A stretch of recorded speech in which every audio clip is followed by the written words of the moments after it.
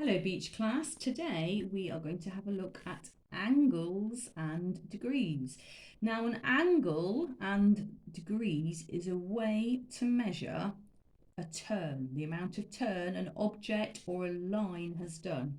So if I get our big troll here, here he is going to try and get the fairy. So she's over here. And at the moment, he can't see her. So he's going to have to turn to see her.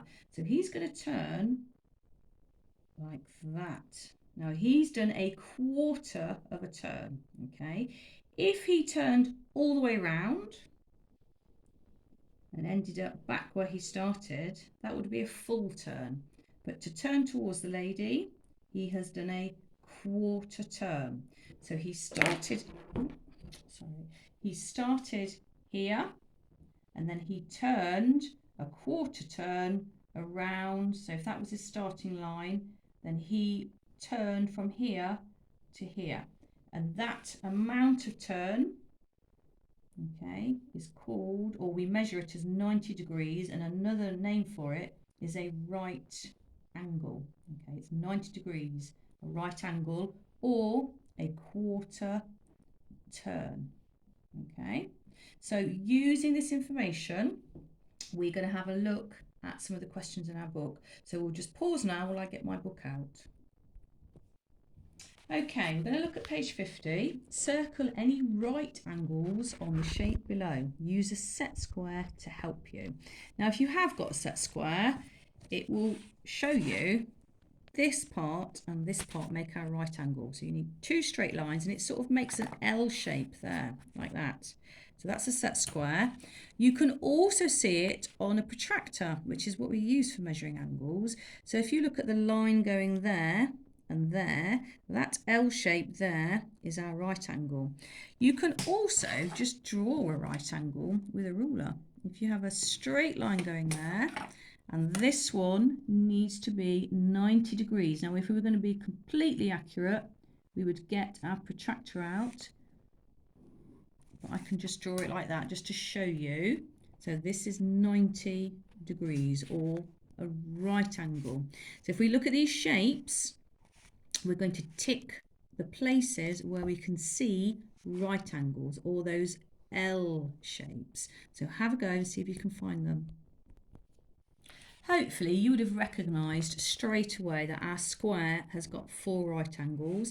That one was a bit tricky, and just to check, I turned the book and I used my protractor and I put it on there and I matched it up, and it was a right angle. Or I could have used my set square. I just put it in that corner there, and yet those lines there match up. And there was one right over here as well. Okay, next question. A spinning top spins one full turn. How many quarter turns has it done? So remember our monster there, because I showed you when he did a full turn. So how many quarter turns did he do? So have a go, and we'll come back to that one in a minute. Hopefully you got 4 as well. You did 1, 2, 3, 4 quarter turns, or he turned through 4 right angles. Number 3, this is the fact we're thinking about. An obtuse angle is an angle larger than a right angle.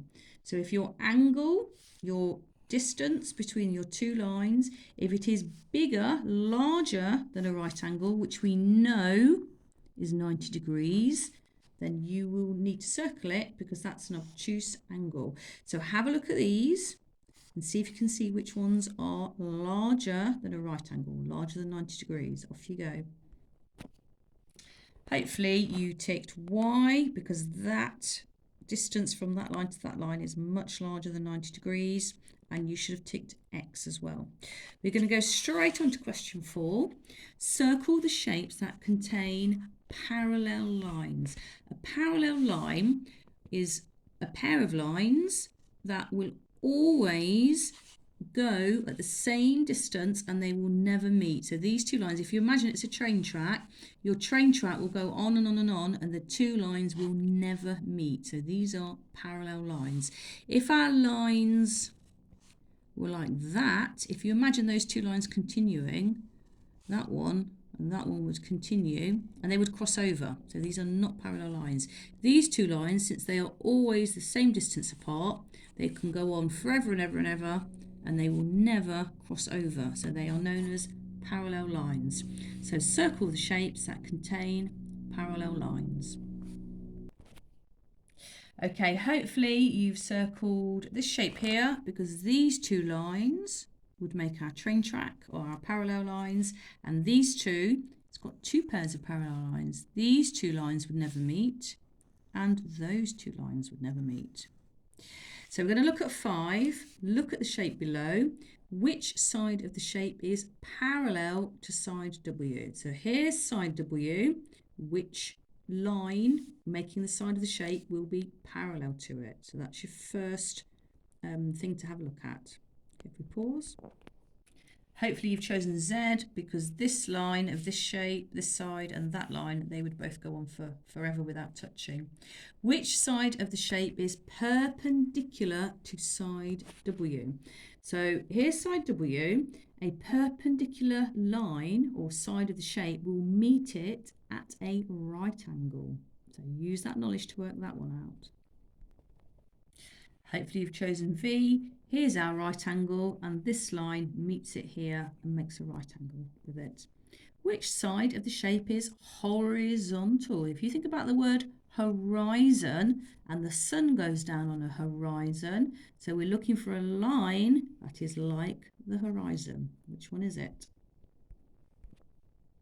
Okay, hopefully you have spotted this line here would be horizontal. Okay, so it's line or side V, the line that's making up side V of the shape. Number 6, draw 2 more lines on the grid to make a shape with 2 pairs of parallel sides. So you're going to have to look at that shape, and you can only draw 2 more lines. So you're going to have to draw a line to match this shape and draw a line to match that shape. That's going to be tricky. Use a ruler and have a go. Okay, this was tricky. So what I did is I tried to match this line first. So I used that as my starting point, and I thought it's 1, 2, 3 squares up and then a full square across, and that's where I'd put my dot. So I started here and I went 1, 2, 3 squares up, and then that's where I put my dot. So now I'm going to join this end of the line and the dot. Okay, so these 2 lines are parallel, and hopefully if I join that one and that one, my 4th line will be parallel to that one there. So really, really carefully join those up. Yeah, so these 2 lines, if I continued those, they would go on forever without meeting, so they're parallel. And these 2 lines here, if I put my ruler there to help, those 2 lines, if they went on forever like that, they would never meet as well. All right, hope you got all right today.